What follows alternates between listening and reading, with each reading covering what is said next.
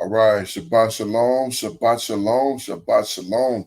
This is your Akazaki Yahoo, and I start this broadcast as I would start any broadcast by first of all giving all praises, honor, and great esteem unto the Most High Power, Yahuwah Bahashem, Yahushua Hamashiach, and to the 12 tribes of Israel who are scattered to the four quarters of the earth. I say Shalom Wabaruki, that is peace and blessings. And I cannot wait till the day that the Most High brings us back together, and we are once again 12 tribes, one family, one nation, under the Most High Power, under one covenant. Hallelujah. Hallelujah. I'm joined this afternoon by my most esteemed Akinanaya. Shabbat Shalom, Aki. Hey, Shabbat Shalom, Aki. Shabbaton Yasharal. Call Halal Yahweh. Bahashem Yahweh Shah HaMashiach. Wahar Wakak Wadash. Hallelujah. Hallelujah. All praises to the Father, by the name of his Son. All praises to the Father, Yahweh, in the name of his Son, Yahweh Shai, and the set apart spirit of the Most High, the Ruach, the set apart Ruach. Yes. Barakatah. Bless you all. Okay, so I had to remember what you said. God. But it is another Sabbath Yom, and we are back with another video review. This one comes from our the good people over at Black Journals. This is one that's been around for a little bit. I always put the video descriptions or the video links in the description box, so feel free to check that out. But this is Black Journals highlighting some of the historical wickedness of Leonardo. I don't even want to call this dude a king, but Leonardo, who did a lot of evil in the Congo. So let's go ahead to the video. This guy makes me sick. All right, here we go.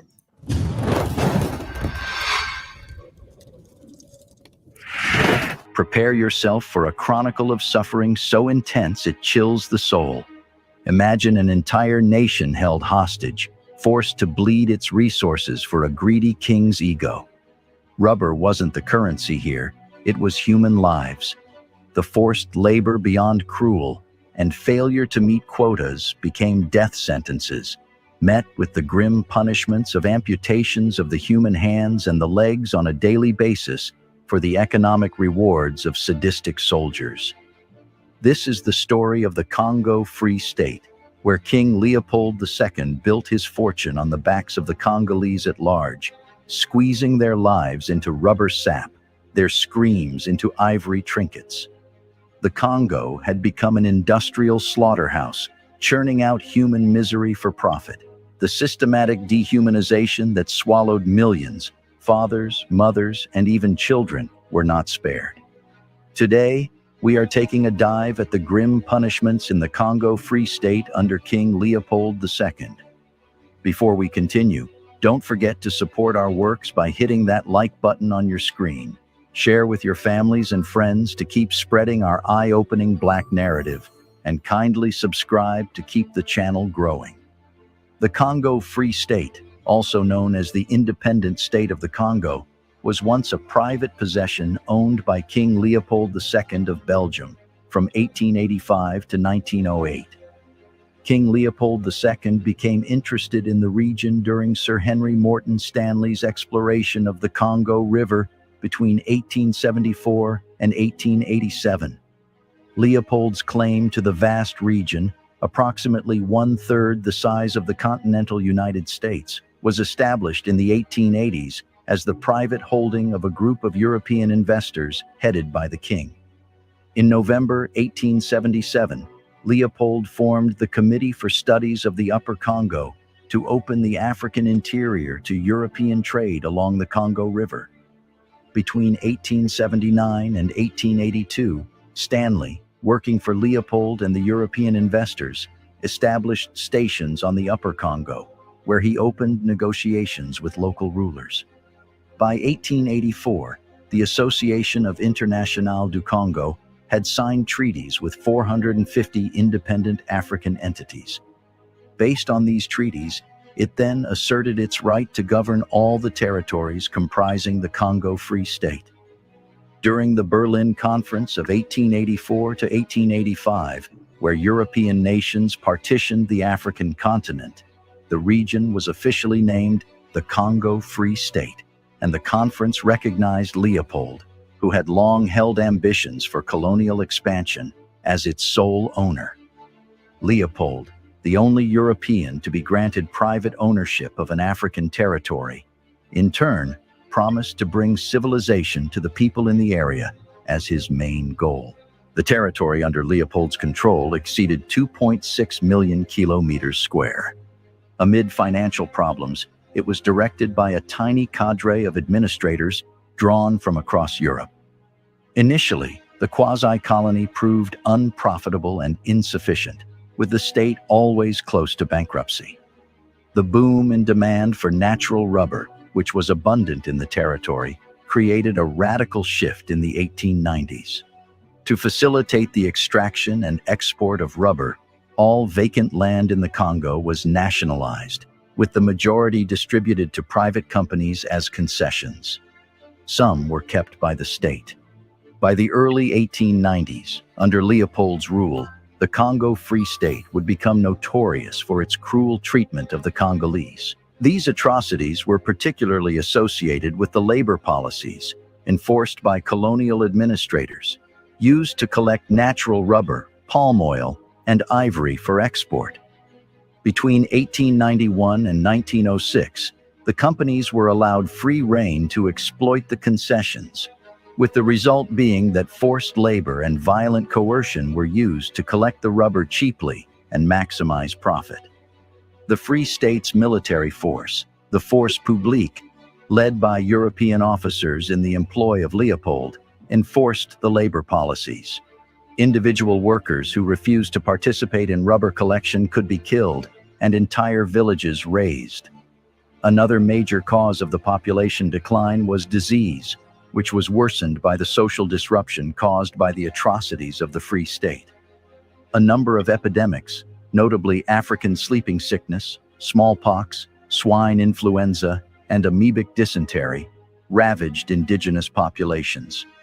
In 1901 alone, it was estimated that 500,000 Congolese had died from sleeping sickness.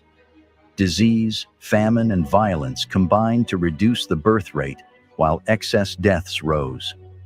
Punishment methods, including beatings and lashings, were used to force harvest-gathering quotas to be met. Another form of punishment that was used by the Force Publique was the amputation of the hands of Congolese men, women, and even children if their rubber quotas were not met. The severing of workers' hands achieved particular international notoriety. These were sometimes cut off by Force Publique soldiers who were made to account for every shot they fired by bringing back the hands of their victims. These details were recorded by Christian missionaries working in the Congo and caused public outrage when they were made known in the United Kingdom, Belgium, the United States, and elsewhere. Combined with epidemic disease, famine, and falling birth rates caused by these disruptions, the atrocities contributed to a sharp decline in the Congolese population. The magnitude of the population fall over the period is disputed, with modern estimates ranging from 1.5 million to 13 million. In 1890, historian and journalist George Washington Williams, who traveled to the Congo Free State, first brought this exploitation to light when he wrote an open letter to Leopold about the suffering of the native inhabitants and the brutal treatment by Leopold's agents. Polish-British novelist Joseph Conrad, who visited the Congo Free State between 1890 and 1894, also brought attention to the mass atrocities on the Congolese people that he personally witnessed. He wrote what he saw in Heart of Darkness, which was first published in serialized form in Blackwood's magazine in 1899, and then became a best-selling novel in 1902. Leopold's reign over the Congo Free State, however, became infamous for its brutality. The people of the Congo were forced to labor for valued resources, including rubber and ivory, to personally enrich Leopold. Estimates vary, but about half the Congolese population died from punishment and malnutrition. Many more suffered from disease and torture.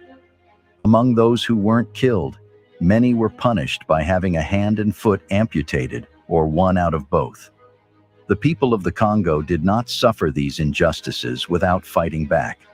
Several rebellions were mercilessly put down under Leopold's direction.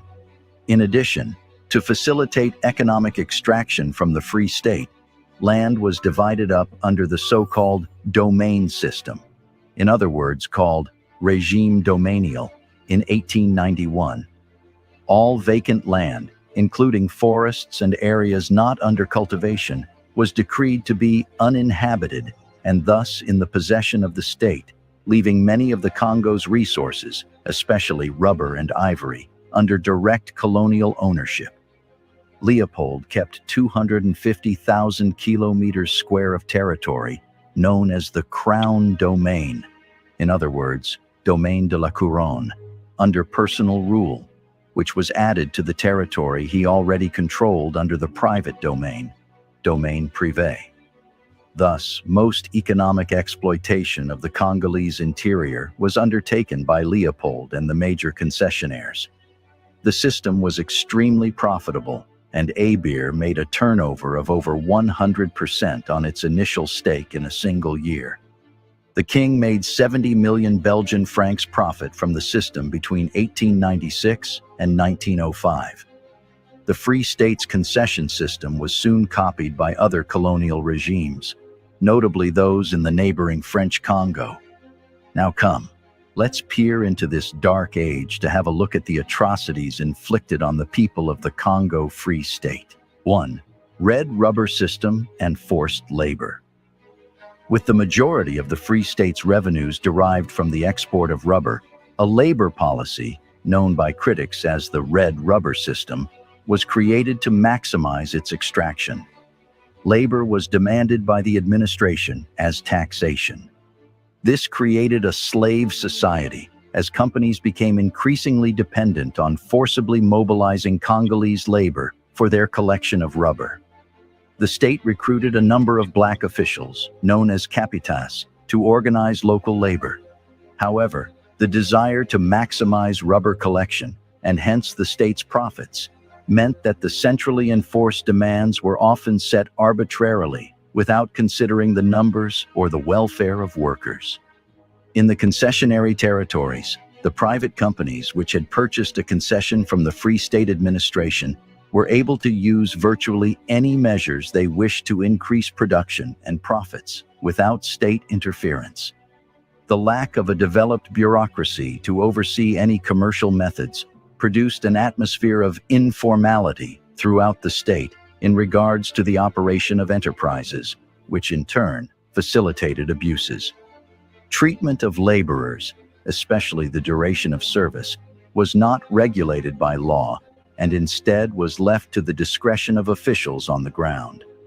Abir and the Anversois were particularly noted for the harshness with which their officials treated Congolese workers.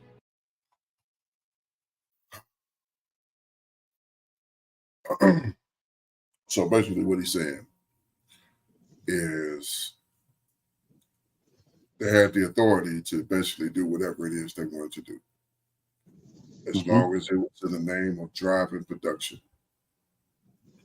So that's how they was able to get away with these horrible acts of inhumane treatment to these people.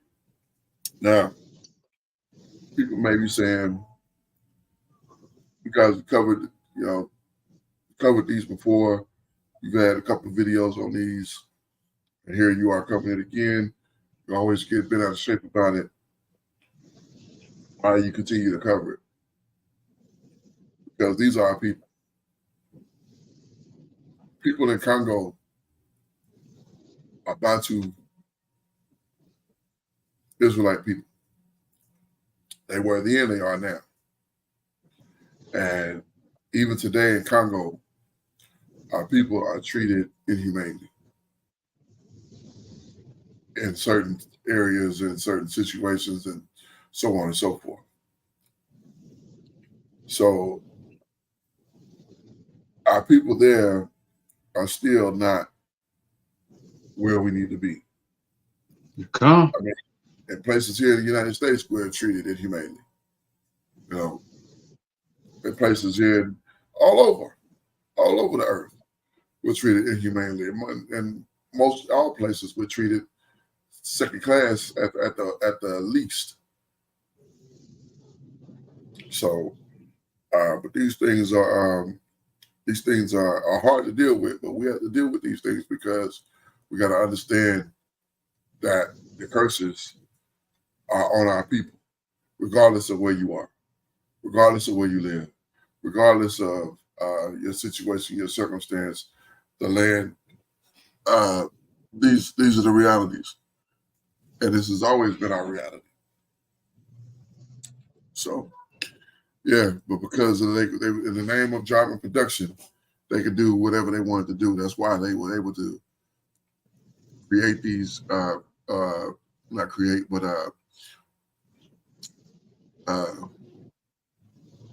Normalize. Enact these horrible acts of inhumane treatment on this people. And who came to help? Who came to you know what I'm saying? Who went to this so-called king and said, "Man, you lost your mind."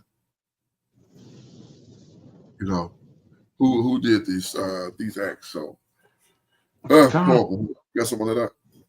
Yeah, currently a genocide taking place there in the Congo. We're not talking about a country that doesn't have resources or a country that is just dirt poor. In fact, there is so much wealth with the minerals and the resources that they have there that you have all of the European countries, all of China, these developed countries prosper off the resources that are raped and pillaged in Congo. Belgium, you won't get off the hook for this. My ox got some plans for some of y'all. And right is right. You know what I mean? It's upsetting, Ox. Like I said, there's a current genocide going on right now, and you can't tell me that the genocide that's taking place now isn't partially due because being amputated or being mutilated hasn't become the norm there in that country. The scripture tells us specifically, don't rush the coming day of the Most High, because what does that mean for us? And no buts about it. No countering the scriptures. We don't want to rush the day of the Most High, but we can patiently await, because these things will no longer happen. These children who are living in these dire situations will no longer live in these situations. I don't know what's wrong with us, Ox. I don't know why we haven't picked up the sword and taken it to our oppressors worldwide. Yeah. Like, these things don't need to be happening, man. Yeah. I mean, they did, they tried their best, and we had swords and they had guns. And so, they were able to, stop that pretty quick and easy. But it's gonna come a time where your gun not gonna matter. It's gonna come a time when your gun, your bullets, and all of this is gonna mean nothing. And they know it. They know it's coming. They know it's coming. That's why now they'll pull out that gun and shoot until the thing is empty, reload and shoot again, because they don't know if the next person that they shoot, the next so-called black person that they shoot, if he gonna get up or if he gonna look at them like they're crazy because they shooting him. You know what I'm saying? That's what they don't know. They know it's gonna come a time when their weapons are gonna be obsolete. So let's continue this informative but heartbreaking video. The historian Jean Stengers described regions controlled by these two companies as veritable hells on earth. Rubber harvesters were usually compensated for their labor with cheap items, such as a cloth, beads, a portion of salt, or a knife.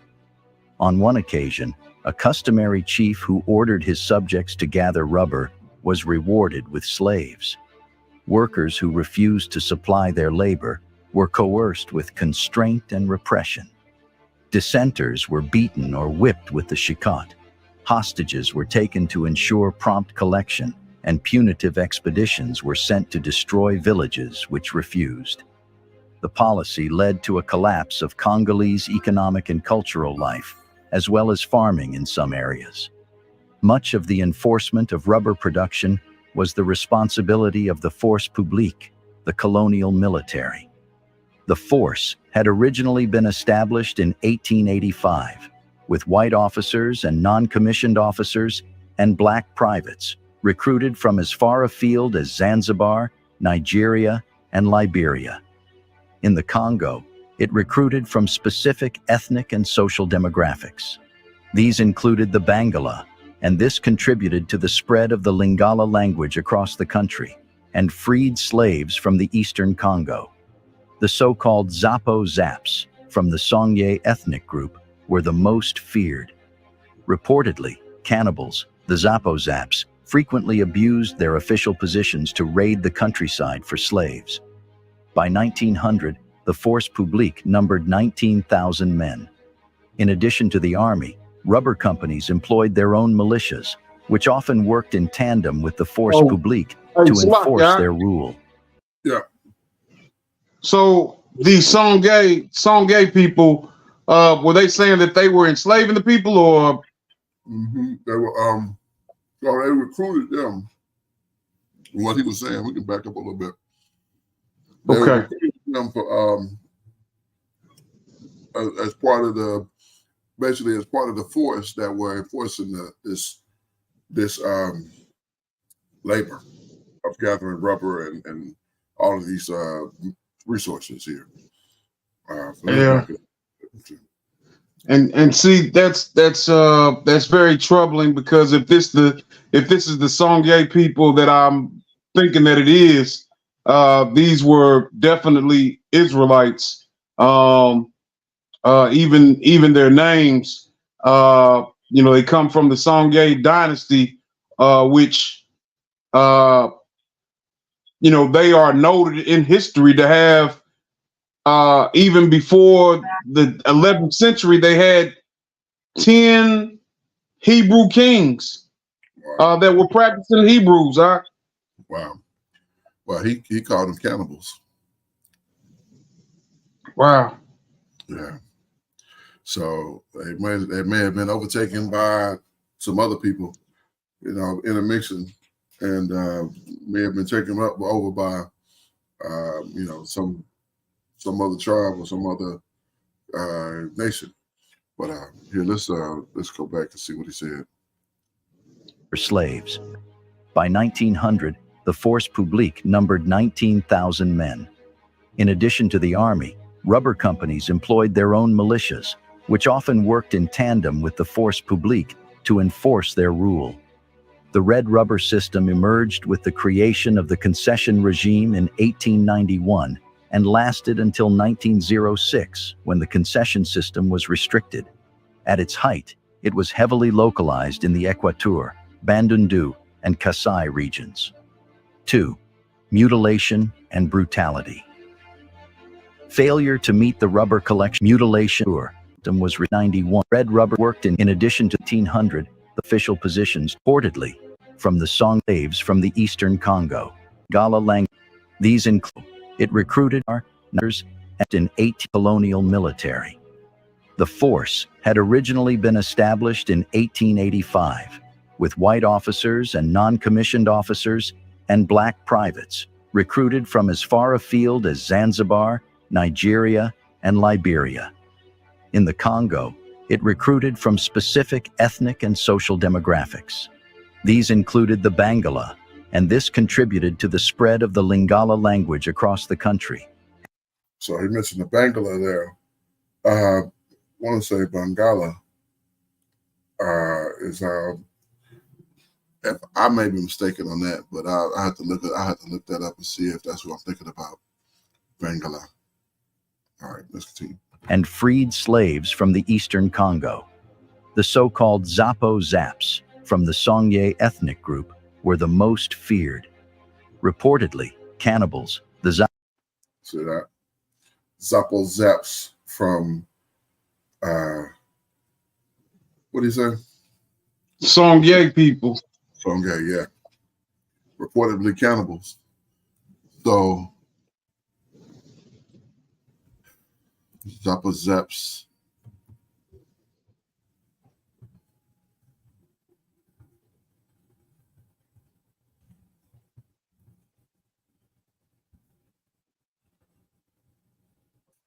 Songye. See what I can find on that.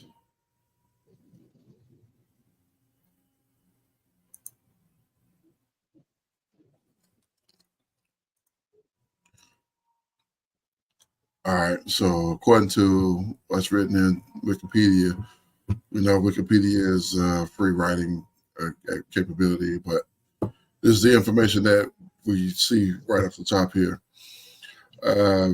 Zampa Zaps were a group of Senegalese people from eastern Kessa region and today the Democratic Republic of Congo.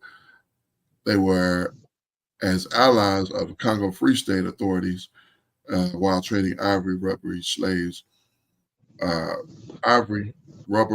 and slaves. So that's what they were into. That's what they were there for trading ivory, rubber, and slaves. In 1899, they were sent out by colonial administration to collect taxes. They massacred many villagers, caused an international cry-outs. Traditional lifestyles and customs. According to William Henry Shepherd, the Zapo Zap people all had tattooed faces and were filled and had filed their teeth to sharp points. So a part of their thing was they filed their teeth. They dressed only in 2 pieces of palm fiber cloth and were armed with long spears and poisonous steel arrows. And iron weapons gave them an advantage in warfare. And they were armed with guns and advantage were, what is that?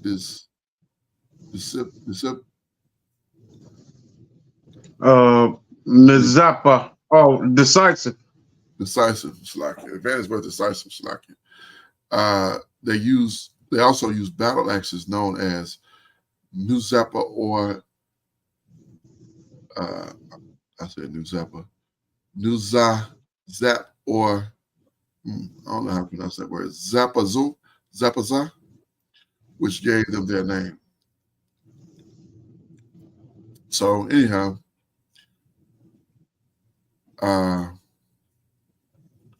let's continue here. Look, like the Songi in general, the Zappa did not restrict their cannibalism to ceremonial occasions, as did other cultures. Instead, they ate human flesh because of its taste, considering it a delicacy. They hunted humans for food when their other game was plentiful. So these people ate people, according to what this is saying. And these were the people that were over. I don't know if they was Israel. They had to have been overtaken because that's forbade in our. Yeah, but here's the thing. I know that we don't like to believe that our people would have succumbed to things like that, but you know, it was prophecy that you know, we would eat our children, and you know, at when Jerusalem was besieged. You know, it was prophecy that we would, you know, turn to eating of flesh. It's wicked, you know. It's prophecy that we would succumb to idolatry, which is against Torah. You know, these things still happen though. You know, I'm looking into the religion of the Songye, and this is to be honest, to be fair, this isn't the same Songye people that I was thinking it was. It's spelled different than the Songye Empire people that I was speaking of. So you had the Empire of Ghana, then you had the Empire of Mali, then you had the Empire of Songye, which that Songye is spelled different than this Songye. So I don't think it's the same people. Like that Songye that I was talking about, these people knew that they were Israelites. They knew that because they still had it in their names. They still had Israelite names. But this doesn't appear to be the same people. But I'm not gonna rule them out as being Yasharag, you know, just you know, because I know the folly of our people. Definitely. Great folly. Yeah, definitely great folly. But who think that they would go so far as to fire their teeth and hunt people for food? Like, Yeah. that's crazy. That's really crazy. It's crazy. Like my teeth to make them sharp. Like what? Yeah, I knew a cat maybe about let's see, 2000 and in 2006 he had he was thinking he was going to prison, and that's what he did. He filed his teeth out because he knew he was going to prison. His nails, he had sharpened his nails, like everything about him was weaponized. Wow. Yeah, and you know, I believe he was waiting. He knew that he was going to encounter some cats that he had problems with. So like that's why he started doing all these things, man. Wow, that's crazy. That's crazy. I don't know if I could mutilate. I guess you file your teeth. You changing the trajectory of your teeth, or not the trajectory, but the shape of your teeth. Then that's mutilation. Even though it's just your teeth, but it's one thing to put a proper grill in and pull it out. You know, it's a whole other thing to change your body altogether. That's mutilation. So well, let's continue this sad, horrible story. Informative, but man, it's not a teaspoon of sugar. I'll tell you that. Yeah, Con. Here we go. Zappo-Zaps frequently abused their official positions to raid the countryside for slaves. By 1900, the Force Publique numbered 19,000 men. In addition to the army, rubber companies employed their own militias, which often worked in tandem with the Force Publique to enforce their rule. The red rubber system emerged with the creation of the concession regime in 1891 and lasted until 1906, when the concession system was restricted. At its height, it was heavily localized in the Equateur, Bandundu, and Kasai regions. 2. Mutilation and brutality. Failure to meet the rubber collection quotas was punishable by death. Meanwhile, the Force Publique were required to provide the hand of their victims as proof when they had shot and killed someone, as it was believed that they would otherwise use the munitions, imported from Europe at considerable cost. Salaki, 1 second. Hold on, I clicked on something else. This is crazy. I didn't picture this. So this is what it's showing that these people's teeth look like. Them filing their teeth.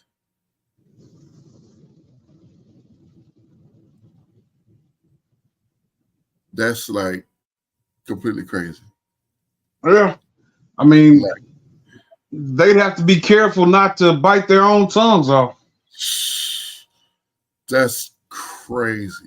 You meet somebody and their teeth look like this. You better run. Yeah. I mean, I mean, you encounter someone like this, and it's no fighting just to win the fight. You're fighting for your life. You're fighting for your life. These people are going to. This is crazy. And here's what's even crazier. I'm doing some research, as we're listening, and they had a secret society that were of these people, and this secret society were in charge of funeral rites and the rites of circumcision. Wow. The Zappa. Well, if you when you go, so we were on that Wikipedia page of the Zappazos. So before you read down, it says going streaming back to Zappa Zap. It says the Zappa Zaps were a group of Songhay people. So when I hit the link for Songhay people, it takes me to the Songhay people, and when I hit the link for religion, it says the people of Songhay believe in a supreme being. However, he is not praised as much as ancestral spirits. Continuing going down, it talks about the secret society of these people. Also talks about witchcraft. It mentions that specifically. Then it talks about how these secret societies were in charge of rituals and rites such as initiation rituals, circumcisions, and funerals. Wow. Yeah. Wow.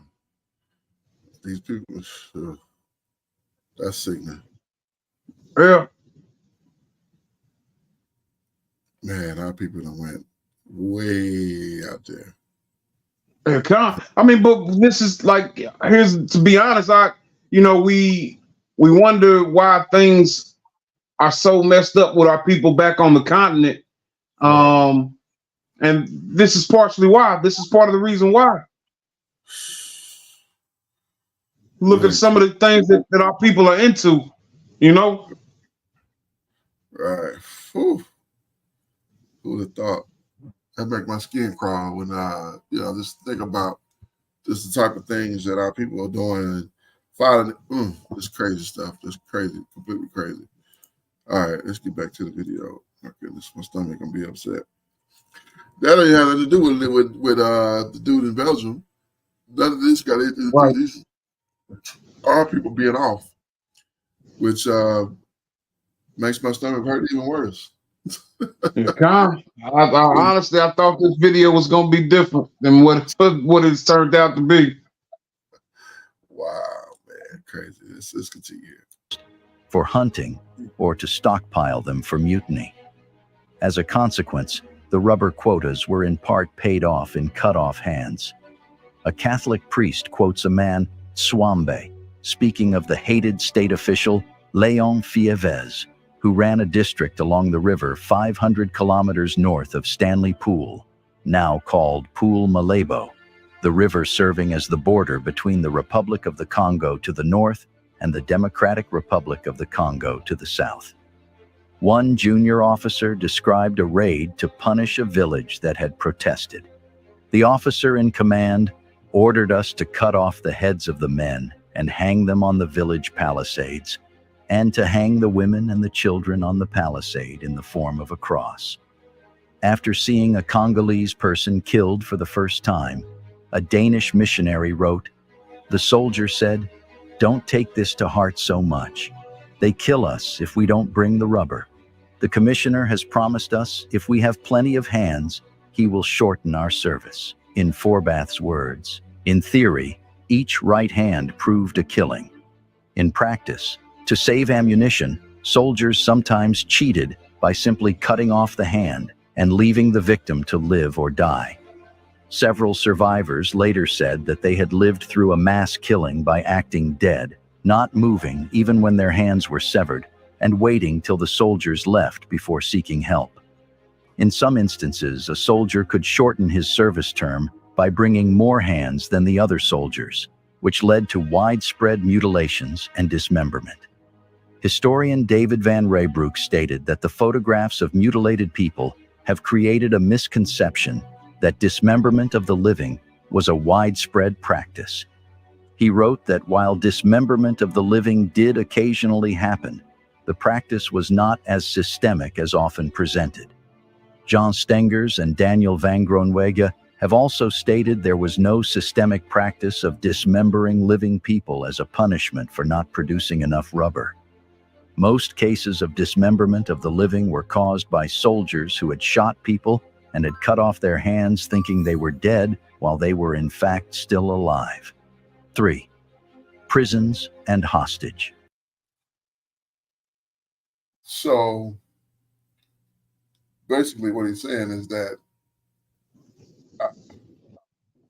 people have come later and said that they weren't cutting off people who were living hands, that in fact these were mostly dead people hands.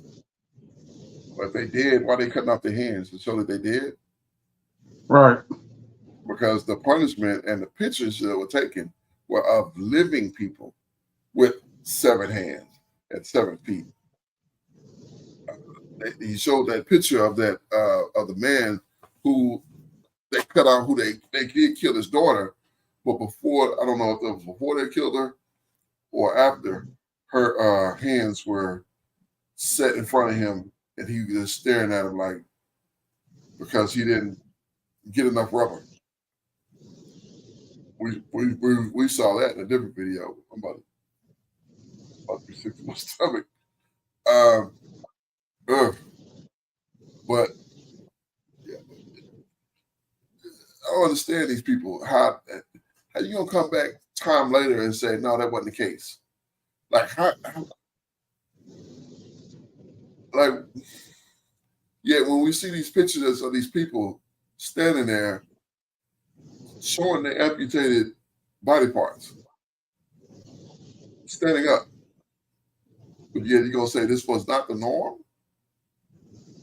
But we've seen various pictures of people with amputated body parts. People are something else. Let's continue. Taking one practice used to force workers to collect rubber included taking wives and family members hostage. Leopold never proclaimed it an official policy, and Free State authorities in Brussels emphatically denied that it was employed. Nevertheless, the administration supplied a manual to each station in the Congo, which included a guide on how to take hostages to coerce local chiefs. The hostages could be men, women, children, elders, or even the chiefs themselves. Every state or company station maintained a stockade for imprisoning hostages.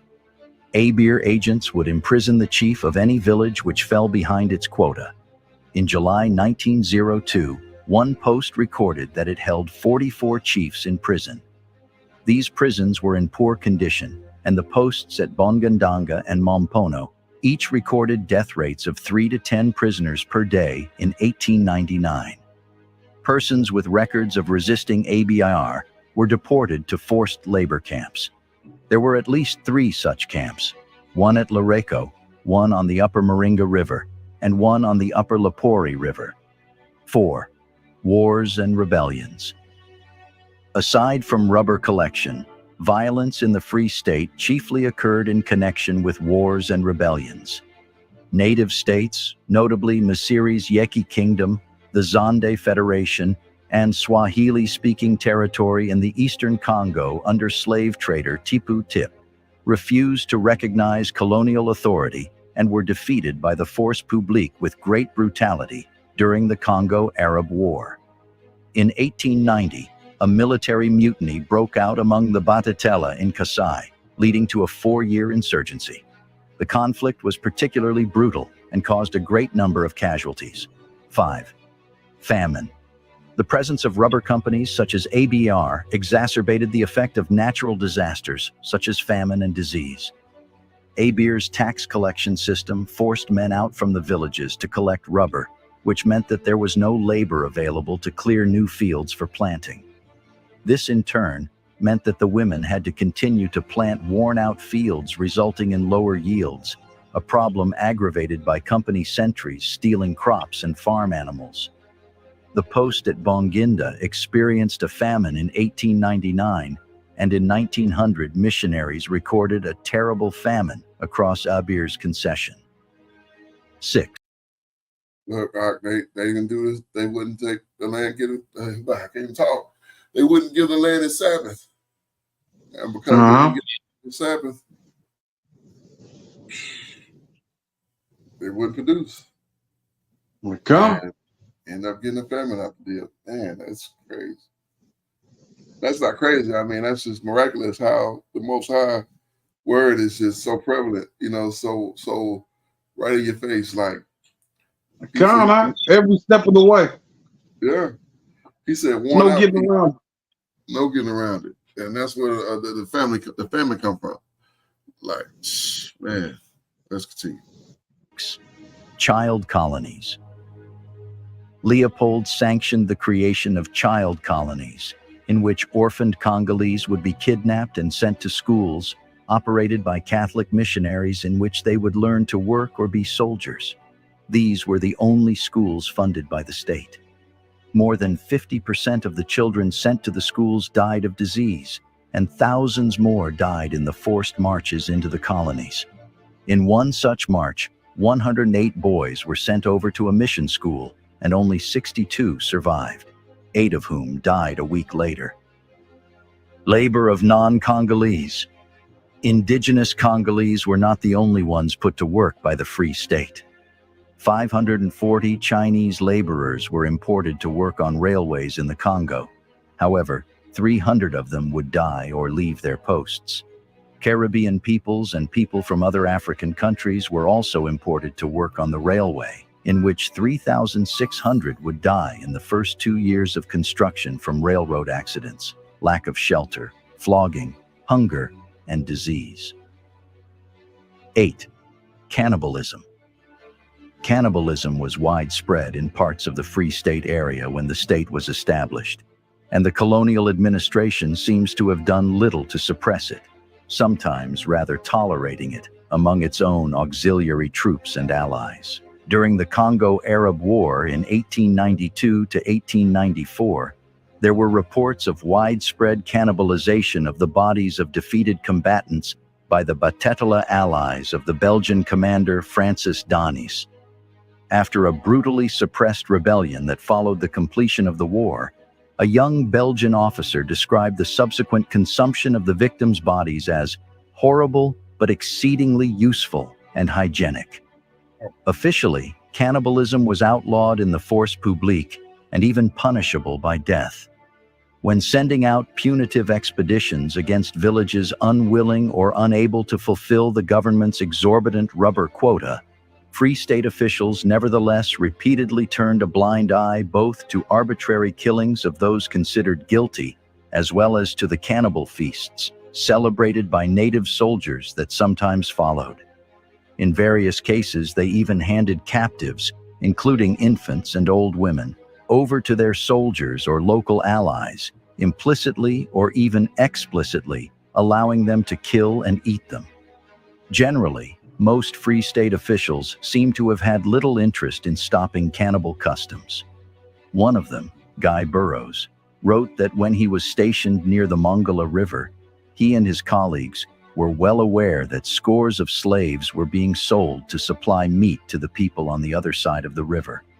But that, to his regret, neither the state nor the private companies active in the area did anything to suppress this deadly trade in slaves for the shambles, instead wholly focusing on the profitable rubber extraction. Similar reports exist for other regions. Another time, while stationed in Riba, today Lokandu, in the eastern Maniema region, Burroughs rescued a young slave boy from becoming the pièce de résistance of a banquet planned by his master. It turned out that the local corporal had been aware of the planned banquet, but had not considered it worthy of mention because the same thing had often occurred in the neighboring villages, and the white men at the post had never bothered about it. Eventually, Growing scrutiny of Leopold's regime led to a popular campaign movement centered in the United Kingdom and the United States to force Leopold to renounce his ownership of the Congo. In many cases, the campaigns based their information on reports from British and Swedish missionaries working in the Congo. The first international protest occurred in 1890, when George Washington Williams, an American, published an open letter to Leopold about abuses he had witnessed. In a letter to the United States Secretary of State, he described conditions in the Congo as crimes against humanity, thus coining the phrase, which would later become key language in international law. Public interest in the abuses in the Congo Free State grew sharply from 1895, when the Stokes Affair and reports of mutilations reached the European and American public, which began to discuss the Congo question. To appease public opinion, Leopold instigated a commission for the protection of natives, composed of foreign missionaries, but made few serious efforts at substantive reform. In the United Kingdom, the campaign was led by the activist and pamphleteer Edmund Dean Morel after 1900, whose book, Red Rubber, 1906, reached a mass audience. Notable members of the campaign included the novelists Mark Twain, Joseph Conrad, and Arthur Conan Doyle, as well as Belgian socialists such as Emile van der Velde.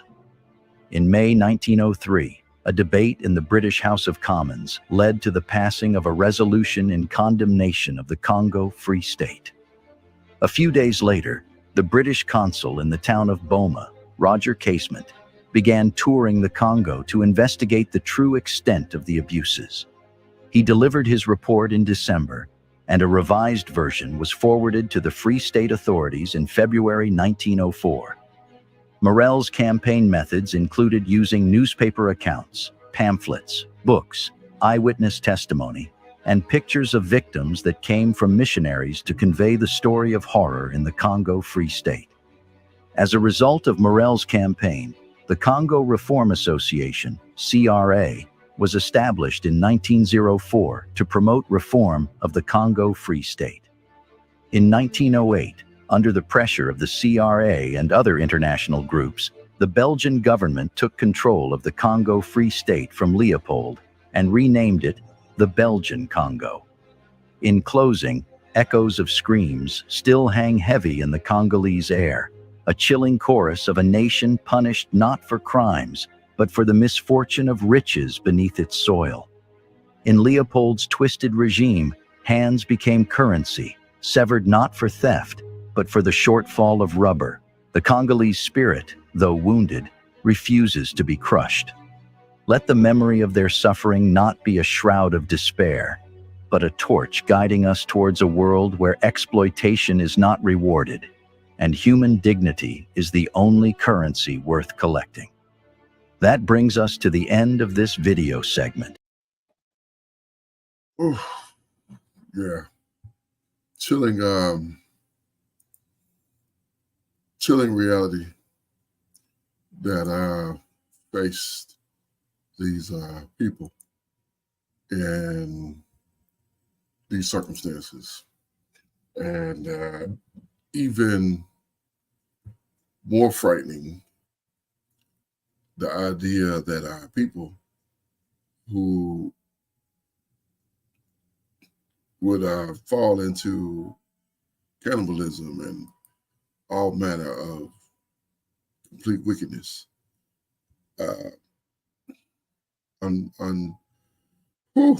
rough, to say the least. Rough. That entire thought process is just sickening. Indeed.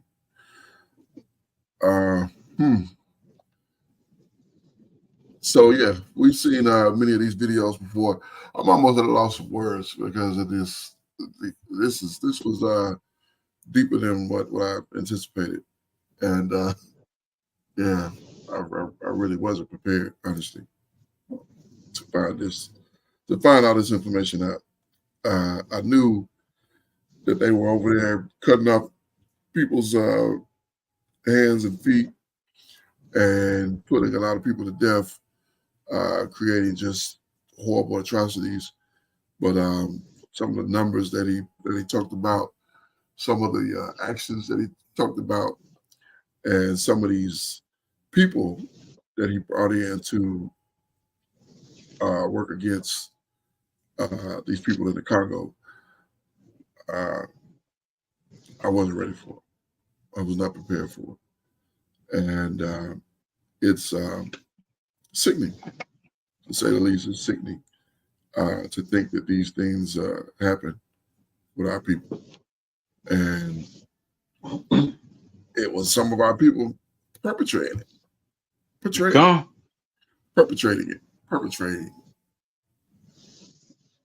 I can't even think of the word I'm trying to say. But man, that's really tough. That's really hard. Indeed, yeah, it really is. And yeah. So I guess I will leave it there. Like I said, I didn't expect it to be this bad. It's worse than I anticipated. And yeah, it's pretty well heartbreaking. I'll leave it there. Go ahead. Kind of just land back and quickly off the I'm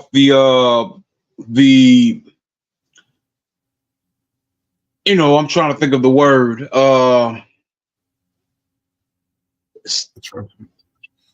Yeah, it's upsetting.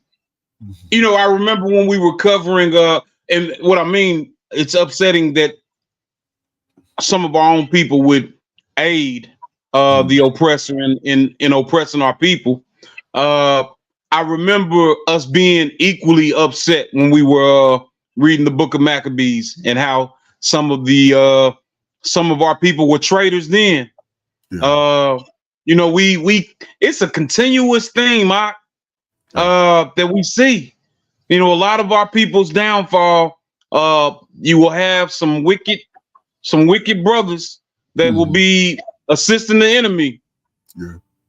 We see this. We see the same thing in the kingdom of Dahomey.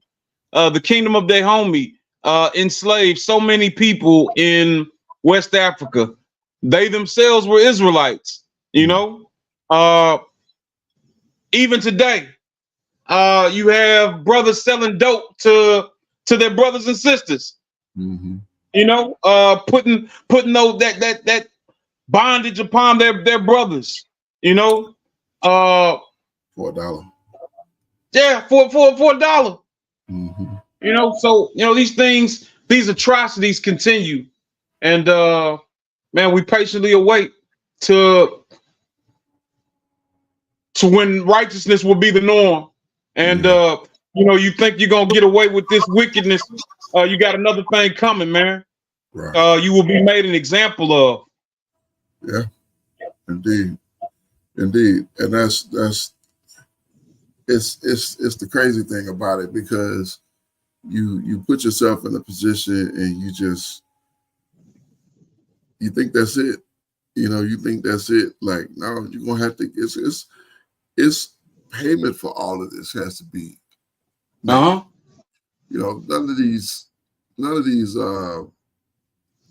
I guarantee you, these cats was not keeping Day of Atonement. I guarantee you, right. you can't repent to a brother that you done killed. You know what I'm saying? You can't go make that right. You know what I'm saying? You can't, that you done murdered. I should say that's the proper word, murdered. You can't go make that right. Even if you go to his parents, even if you go to his family and say, I was wrong. I shouldn't have done this. You cannot go and make that right. That doesn't exist. Atonement is gonna come, and because you didn't do it the way that the Most High have set forth for it to happen, that means He's gonna do it His way, and it's not gonna be pretty. It's not gonna be pretty for people. who feel like they can just cross the Most High. This is what makes it so sickening about this being our people. Maybe they know, maybe they didn't know. They didn't know, the scripture said they're going to be beat with fewer stripes. But if they did know, they're going to get many stripes. And, I don't understand how anybody would want to test the power of Israel, because he's not one to be tested. He's not one to be played with. And, I don't understand this. So it is what it is. Sorry that this thing was such a kind of a drag. But, man, it's a drag for me too, because it really upset my stomach. And I didn't know this. I didn't know that we was going to get into all of these things. This video, we just, clicked on it and said, oh, another one talking about what happened in Congo. Well, let's go into it. And more and more information came out. And so anyway, we're going to conclude it here and try to regain our composure before we get into our Sabbath lesson. We're going to conclude with the book of Ecclesiastes. This is why the Torah, this is why the information written in the text is so important, because without that, you can do anything. Without the Most High, I could do anything. I could really do anything. Truthfully. I mean, if he didn't tell me, don't do this, or I'm gonna do this to you, then I could do that. I wouldn't do it, but I mean, I hope I wouldn't do it. Let me say that. But it's him who keeps me in check. It's him who keeps a lot of us in check. Indeed, yeah. Because without him, without fear of him, without fear of his recompense, what is there? So, all right. Let us hear the conclusion of the whole matter. This is Ecclesiastes chapter number 12 and verse number 13. Let us hear the conclusion of the whole matter. Fear the Most High and keep his commandments, for this is the whole duty of man. It's so very important that we understand that in the conclusion of the whole matter, we are to fear the Most High and keep his commandments, because this is the whole duty of man. At the end of the day, when it is all said and done, all the dust is settled and all the smoke is cleared, we will be judged on whether we feared the Most High and kept his commandments. Why? Because this is the entire reason that we were made. I am your Akazaki Yahu, joined by my most esteemed Akenaniah, giving all praises, honor, and great esteem unto the Most High Power, Yahuwah Bahashem, Yahushua HaMashiach, and to the 12 tribes of Israel, who were scattered to the four quarters of the earth. I say Shalom Wabaruki. That is peace and blessings. And I cannot wait till the day that the Most High brings us back together, and we are once again 12 tribes, one family, one nation, under the Most High Power, under one covenant, and back in our own land, and without the hearts of stone, but the hearts of flesh that he has promised us. Until that day, Shabbat Shalom, family. Shabbat Shalom, Mr. Pekah. All praises to the Father. Hallelujah.